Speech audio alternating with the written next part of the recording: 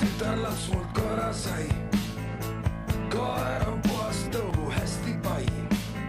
Aini Härm on naine, kes kindla käega Tallinna kesklinna valitsust juhtis.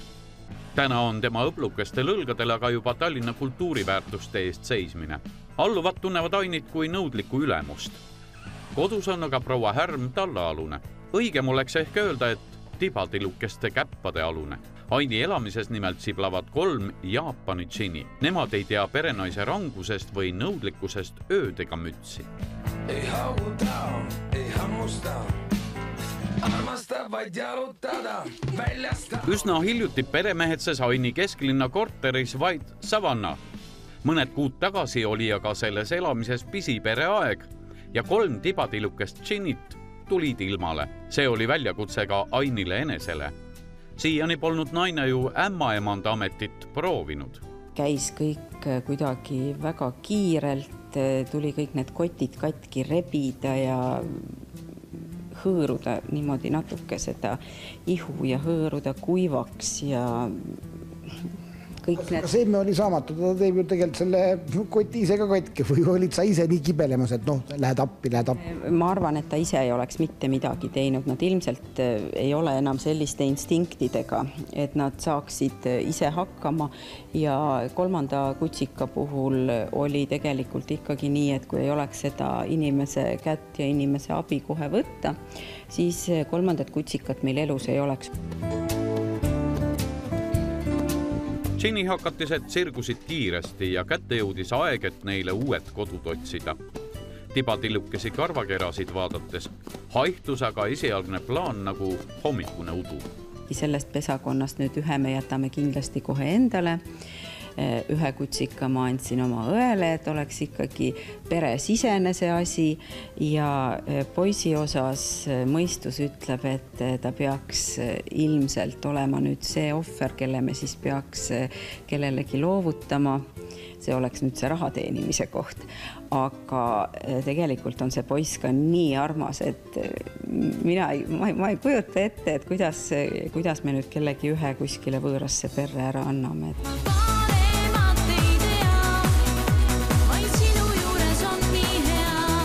Aini armastab ja hellitab oma lemmikuid, kuidas saab. Kasvatus- ja aretusraamatute tarkused on ununenud kui nõiaväel. Küllap see ongi Jaapani džinide maagiline võime oma peremeest endale allutada. Vaatavad aga oma kõõrdis silmakestega otsa ja endale märkamatult tantsib peremees taltsalt väikese karvakera pilli järgi. Paraku see koeratoidu andmine meil iga kord küll ei õnnestu ja ikkagi me oleme läinud seda teed, et saab ikka kõike muud head ja paremat, natuke liha, natuke kana ja kurki ja porgandit ja see neile väga-väga maitseb. Enne muiste kuulusid tibatilukesed džinid ainult Jaapani keisrile ja tema perekonnale. Teistel oli keelatud neid isegi puudutada. Keelust üleastujate vastu oli saatus karm. Seadus nägi sellise enneolematu kuriteo ja pühaduse teotuse eest ette vaid ühte karistust, surmanuhtlust. Sa käisid hiljuti ka Jaapanis. Kas tänavapildis neid koeri silma ka hakkab? Tänavapildis neid silma ei hakka, sellepärast, et Jaapanis ikkagi ta on ilmselt siiamaani selline seisuslik koer ja ta on piisavalt hinnaline koer ja sellises tänavapildis oli näha küll hästi palju teisi erinevaid tõugusid. Ja mõned olid ka sellise väljanägemisega, kelle kohta mina ei oska mitte midagi öelda. Aga Jaapani hinni Jaapanis mina ei näinud. Jaapani džinide maalt väljaviimine on isegi täna veel keelatud.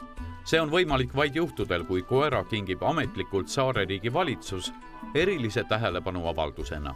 On isegi ajalooliselt teada, kuidas esimene koer sealt välja läks. See oli aastal 1852, kui ameeriklastel tekkis majanduslik huvi Venemaal, aga sealt California poole pealt sõideti Venemaale läbi Jaapani. Ja siis tekkisid seal väga head suhted ja siis imperaator esimest korda tegi sellise kingituse ja pärast oli ka muidugi see juba kombeks niimoodi, aga ikkagi väga pikka aega oli see koer selline koer, mis ei olnud päris tavalises vabas käitluses nii-öelda. Jaapani Chini on väga liikuv ja vaikne koerake. Häält teeb ta vaid siis, kui peremeest ohustatakse. Tema kaitsmise nimel on tibatilluke sõdalane valmis kas või surema. Ja tõesti, kui Chini tähelepanelikult vaadata, siis tilluke karvakera meenutab kaude pesuehtsat Jaapani samuraid. Kui me vaatame seda kuju, siin on need mustad kõrvad ja siit on nagu natuke madalam, et siis võiks küll täiesti võrrelda neid Jaapani vanade sõjameestega, kellel olid enam-vähem sellised soengud. Nii et parajad samuraid on nad küll ja nad kaitsevad peremeest. Nad on väga valvsad ja ei ole sugugi nii, et ta on väike koer ja siis ongi selline nagu ainult kotis kandmise koer. Kuigi vanasti, kui veel iidsetel aegadel see koer oli ainult Jaapani imperaatori paleekoer, siis kandsid naised kimono käistes neid koeri. Ideaalne Chin on suurte aga kõõrdi vaatavate silmadega. Kõõrdsilmsus pole aga sugugi mitte looduse apsakas, vaid tähistab selle tõu ajaloolist funktsiooni, maandada inimeste stressi. Silmast silma pilk tähendab loomariigis teatavasti ähvardust. Kõõrdsilmne ei ähvarda aga kedagi, kas pole? Lisaks peavad jaapanlased Chini silitamist inimese peovälja energiat taastavaks. Seetõttu on see väike Jaapani imeja oma peremehele kui igapäevane elustav ravim. Nüüd kõnnin ma, nüüd aina jalutan ma.